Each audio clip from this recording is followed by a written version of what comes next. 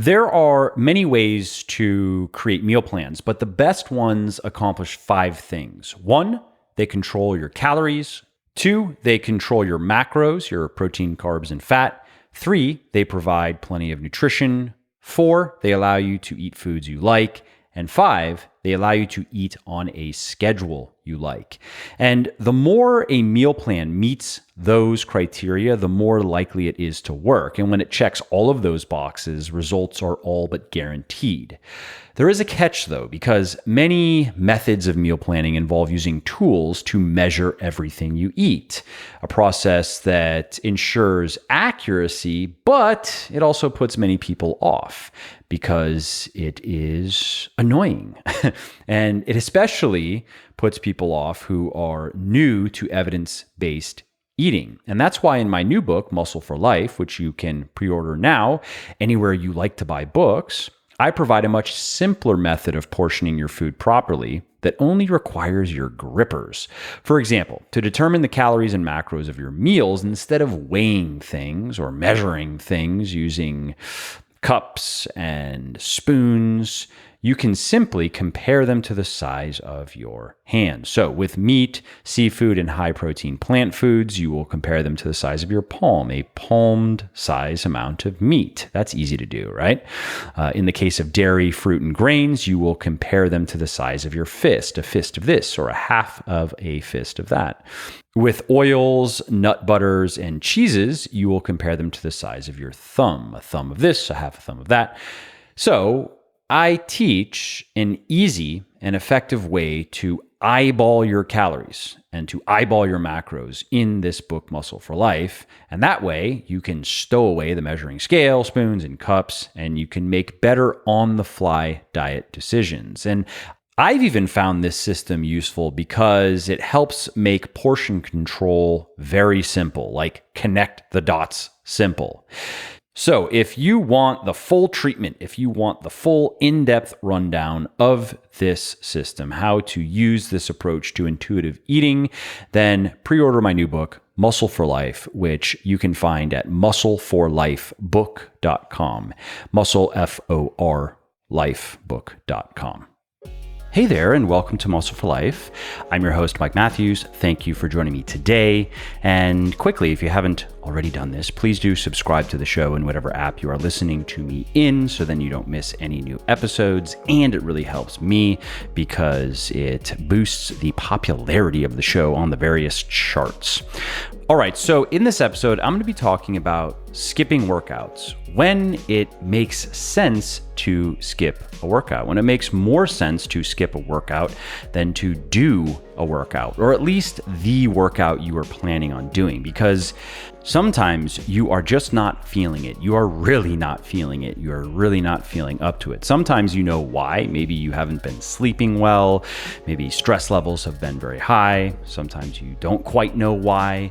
But let's say you're in the gym, you're warming up, the weights feel very heavy, your joints are feeling achy, your mind is not in it, your emotions are not in it. Maybe your mind is wandering, or you have your attention stuck on something, maybe an upset or something that was upsetting. And you have a very strong feeling that it is not going to be a great workout. Now, you can just suck it up and do it, and there's a lot to be said for that. I've written and spoken about that in many different ways over the years, and often good enough is all we can muster, and that's okay, because a lot of good enough makes for greatness. That is the only way to become great, is to just do a lot of good enough, and then sometimes we get to experience great.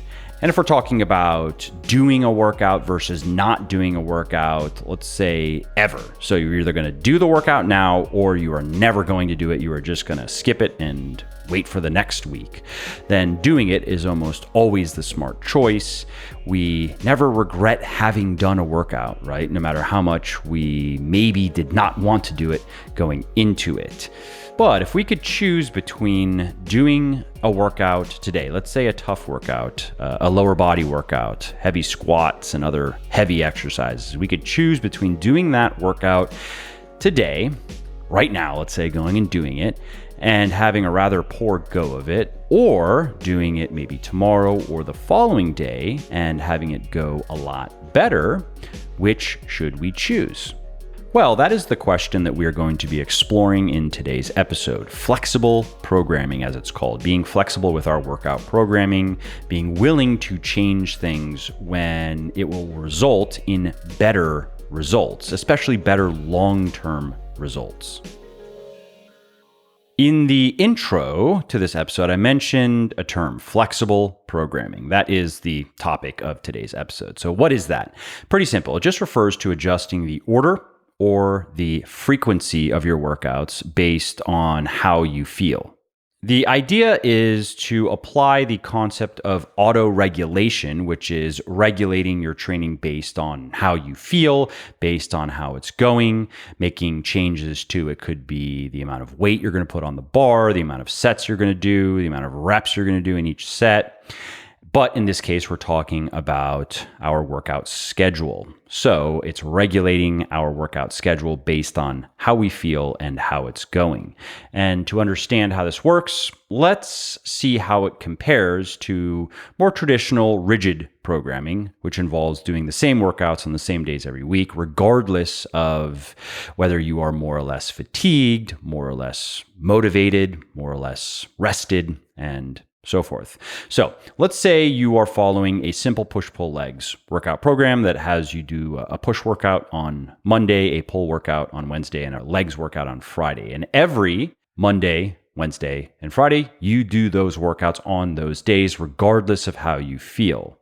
Now, most of the time, that works fine. You progress fine. You have no trouble recovering between the workouts, and you are able to consistently add weight to the bar and to the dumbbell and to the machines over time. You're able to progressively overload your muscles. But sometimes things don't go quite so well, though. Sometimes you start to skid. So let's say you haven't been sleeping well throughout the week. It's Friday. You really did not sleep well the night before. You're supposed to do your leg workout. That's the hardest workout of the week. Now, normally, you might just gut it out and you'd say, well, this is going to be one of those days. And you may not be able to perform like you wanted to perform. You may have to take some weight off the bar, but you do get it done and you hope that you start sleeping better so you can have better workouts. If, though, you were to be more flexible with your programming, you could push that workout back to Saturday. You could skip the workout on Friday and maybe take a nap instead. Maybe take that time to take a nap and give yourself that day to rest, another day of rest. So then you can have a better workout, a more productive workout on Saturday. So here's another example. Maybe your upper body is still feeling a bit ragged from your push workout on Monday. Maybe you added weight to a couple of exercises and you are particularly sore now.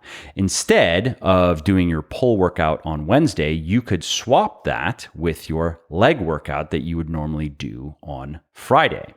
So in this case, you're still training on the same days, but you have rearranged the order of your workouts, going from push-pull legs to push-legs-pull, which, by the way, is a variation on the conventional push-pull legs split that some people prefer. So that is the essence of flexible programming. It's just changing your workout schedule so you can hit the weights when you're freshest or when you are at peak readiness, as some sports scientists like to say. And there can be quite a few benefits to being more flexible with your programming because ultimately your body doesn't care how closely you follow your workout schedule. It cares about getting enough high quality training stimulus and high quality recovery. And if you give it enough of the right stimulus in your training, if we're talking about weightlifting in particular, if you give it the right exercises, if you use the right amount of weight, if you take your hard sets close to failure, if you do enough hard sets, and then in terms of recovery, there's sleep, there's managing stress levels, there's the nutritional component, supplements can help to some degree. If you do all of those things mostly right, you don't have to be perfect, but just mostly right, then your body gets fitter and stronger. But because there are many components to both the stimulus and the recovery, it can be hard to predict when you are fully primed for optimal performance in a workout. And although experience and knowledge and good guesses can get you in the ballpark, there's no way really to predict how fast you'll recover from your last workout and then when you will be ready to give your all in another workout. And so it doesn't make sense to think that we will always be optimally prepared for heavy squats on a Friday or heavy deadlifts on a Tuesday or heavy bench pressing or overhead pressing on a Monday. Because let's say we blitzed our triceps on Friday, or maybe we were a bit more active than we usually are over the weekend. And then so Monday comes and we just don't feel like all cylinders are firing or capable of firing. I'm running into that this week because I played too much golf last weekend. Yes, you heard that right. Because I played too much golf last weekend, my lifting is compromised this week. How does that work, you're wondering? Well, I was at the driving range for a couple of hours on Saturday and Sunday, just hitting a lot of balls. And if you haven't played any golf, you might be surprised actually at how violent the swing is when you're swinging at higher swing speeds.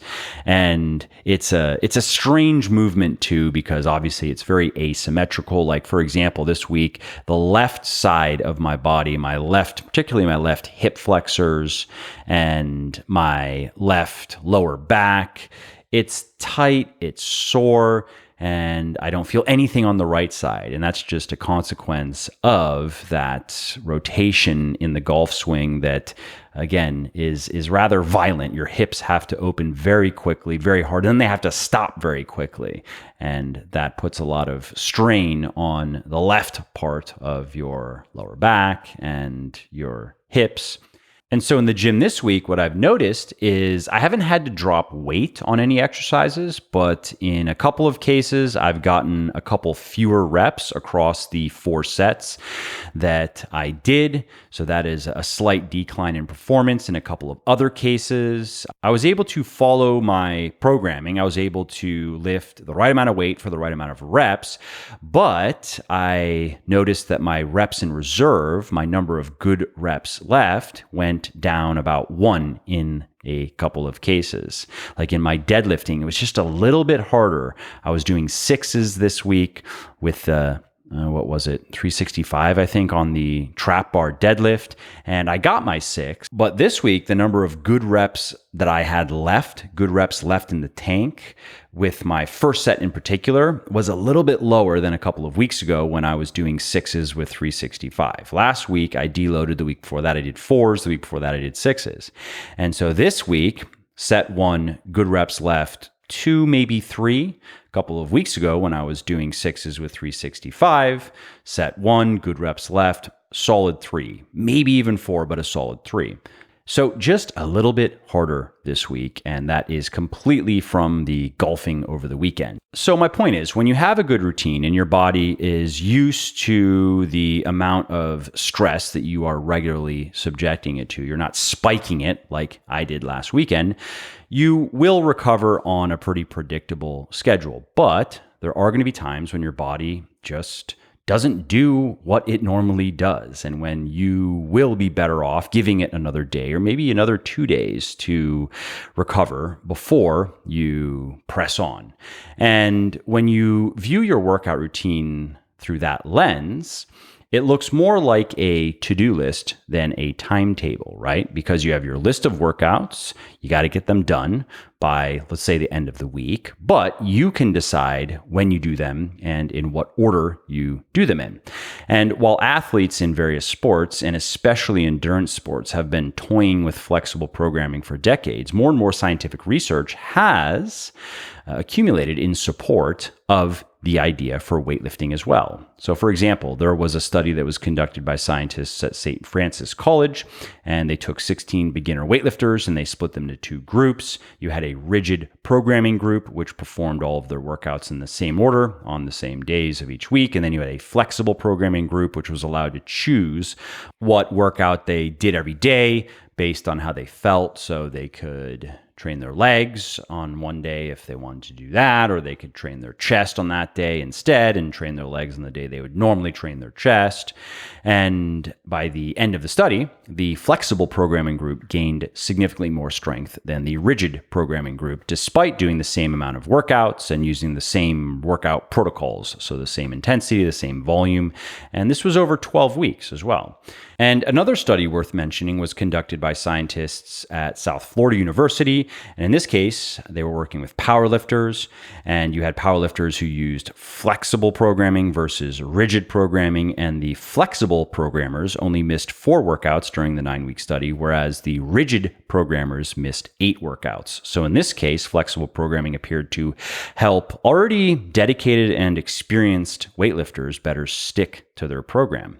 And because we are talking about the effects of auto-regulating your workout schedule, it's worth noting some of the research on auto-regulation of other workout variables. For example, studies show that you will probably do better if you rest as long as you feel you need to rest in between sets. And this would be particularly applicable to sets of heavy compound lifts rather than, dumbbell side raises. But I wouldn't say that this concept wouldn't apply to dumbbell side raises. You'll probably just find that after maybe 2 minutes or 2.5 minutes of resting, you're ready to do another set of dumbbell side raises. Whereas a heavy set of squats, 2 to 2.5 minutes of rest is almost certainly not going to be enough. And so the point here is studies have shown that if you rest as long as you feel you need to, you are probably going to do better than just using predetermined rest periods, even if it's a little bit more than 2.5 minutes, even if your program says rest 3 minutes and you've rested 3 minutes and your heart rate is still up and you don't feel like you are ready to give maximum effort on that next set of squats, rest longer, 3.5 minutes, even 4 if you need to. Other studies have found that deciding how much weight to add to an exercise and how many sets to do based on how you feel rather than arbitrary pre-planned benchmarks can help you gain strength faster. Now, of course, that is going to be more applicable to experienced weightlifters. You wouldn't want somebody new to have to try to figure out how much weight to add to the bar and how many sets to do and how many reps to do per set. But if somebody has at least a couple of years of experience under their belt, and if they have taken some time to learn about the fundamental principles of workout programming, and they pay attention to how their body responds to training, they're going to have developed a great intuition, a more sophisticated intuition than they might give themselves credit for.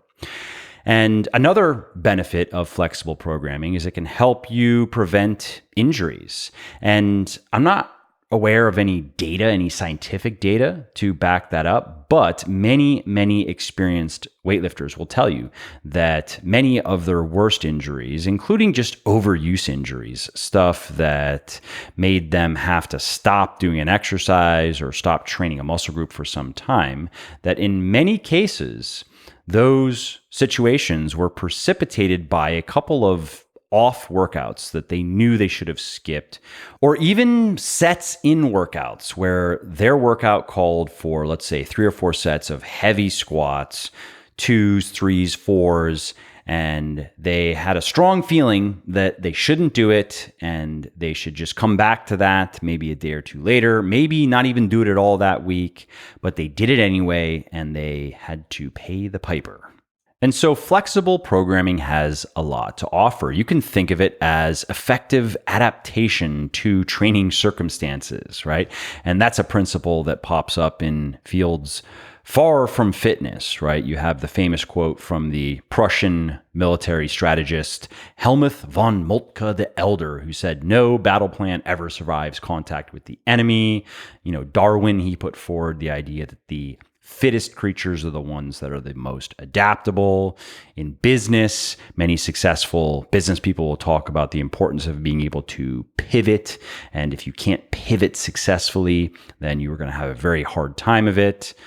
Robert Burns warned us against blind faith in the best laid plans of mice and men. Okay, I'm stretching, but you get the idea.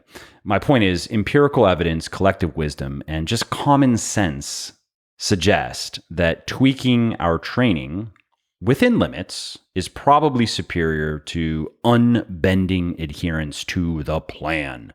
Now, flexible programming isn't all sprinkles and lattes, though, because it does have some downsides. The most obvious one is it requires more judgment on your part. You can't just run on autopilot. You can't just open the spreadsheet and do what it says on the day it says to do it. You have to continually assess your readiness and you have to adjust accordingly. And if you are into your fitness, you probably are also into your routine. You probably like to know what you are going to be training every day, what exactly you are going to be doing in those workouts. And you're probably also like that just in general. Most of us fitness folk are. We like our routines. We like our boundaries. Discipline equals freedom and all of that, right? And so when you start second guessing your plan, or when that's even an option, it's easy to be skeptical. Man, what if I'm just being soft? What if I will feel the same tomorrow? What if I'm actually going to have a great workout? Because that can happen. We've all had that before where we were walking into the gym, not feeling it and not expecting anything special. And then we were pleasantly surprised with how well we performed or how great we felt afterward. And so with flexible programming, what we want to make sure we don't do is plant these little seeds of doubt and then water them every day and then have them grow into thick vines that can snare us. We don't want to get to a place where we just start skipping workouts altogether, where we're not just shuffling things around strategically, we are just not training as much as we should be or as effectively as we should be. And so for flexible programming to work for us, it needs to be done with some constraints. And this is where an experienced coach can really help. This is one of the reasons why experienced weightlifters will hire coaches, is they want people who can provide expert, objective judgment on what makes sense and what doesn't, when they should just stick to the plan and when they should change the plan. But let's talk about how to do it well ourselves. And there are different ways to do it well, but one that I've found works very well for most people is to pick a weightlifting routine and to follow that routine most of the time. But don't be afraid to make changes on the fly. Don't be afraid to change which days you train and what workouts you do on each day. And it's best if you leave at least one day of rest in between workouts that train the same muscle group, but that isn't even essential. So if you feel like doing the lower body workout today is probably not a great idea, and so you're looking at what you have left and you have an upper body workout, but you also did an upper body workout yesterday, again, not optimal, but okay. Not something that I would recommend doing for long periods of time. But if doing it this time means that your lower body workout is going to be significantly better, not a problem. And also, if you are not able to do a workout in 1 week, you do have to skip it completely for some reason. Don't try to make it up the next week. So if you're following a routine that has 5 workouts per week and you miss one, don't work out 6 times the next week. Just look at each week like a blank slate, a new opportunity to get more jacked. So let's look at an example of how this could go. Let's say you are following my 5-day Bigger, Leaner, Stronger program. And so you normally do your push workout on Monday, you do your pull workout on Tuesday, you do your upper body workout on Wednesday, you do a legs workout on Thursday, and you do another upper body workout on Friday, and then you rest on the weekend. And so here's how a few weeks of flexible programming might look like. So week 1, Monday push, Tuesday pull, Wednesday upper body, Thursday legs, Friday upper body, and then you rest. Okay, That is your boilerplate, bigger, leaner, stronger 5-day. And then the next week on Monday, you do your push workout, but you don't want to do your pull workout on Tuesday because your lower back is very sore because you were pounding golf balls on the driving range for 5 hours over the weekend. And so you do your legs workout instead because let's say you are front squatting in this training phase and that is very easy on the low back. And so you do your legs workout now on Tuesday. You do your upper body workout that you would normally do on Wednesday. And then on Thursday, you do your pull workout instead of the legs workout because that one's already done. And then you do your upper body workout, upper body B as it is referred to on Friday, and then you rest. And now on week 3, let's say you don't want to do your push workout on Monday like you normally would because your upper body is sore from maybe something you did over the weekend, or maybe you slept funny on your shoulder and it is hurting, and warming up on the bench press makes it hurt even more. All right, so let's make a change. Let's do legs instead, let's say. And then maybe Tuesday you do your push because things are feeling better on Tuesday. Wednesday you do your upper body A as it's referred to as you normally would. Thursday then you do your pull workout that you would have normally done on Tuesday. Friday you finish up with your upper body B, and then you rest over the weekend. So as you can see, it's not complicated. We're just swapping a few workouts here and there while leaving the overall structure of the program intact. Well, I hope you liked this episode. I hope you found it helpful. And if you did, subscribe to the show because it makes sure that you don't miss new episodes. And it also helps me because it increases the rankings of the show a little bit, which of course then makes it a little bit more easily found by other people who may like it just as much as you. And if you didn't like something about this episode or about the show in general, or if you have ideas or suggestions or just feedback to share, shoot me an email, mike@muscleforlife.com, muscleforlife.com, and let me know what I could do better, or just what your thoughts are about maybe what you'd like to see me do in the future. I read everything myself. I'm always looking for new ideas and constructive feedback. So thanks again for listening to this episode, and I hope to hear from you soon.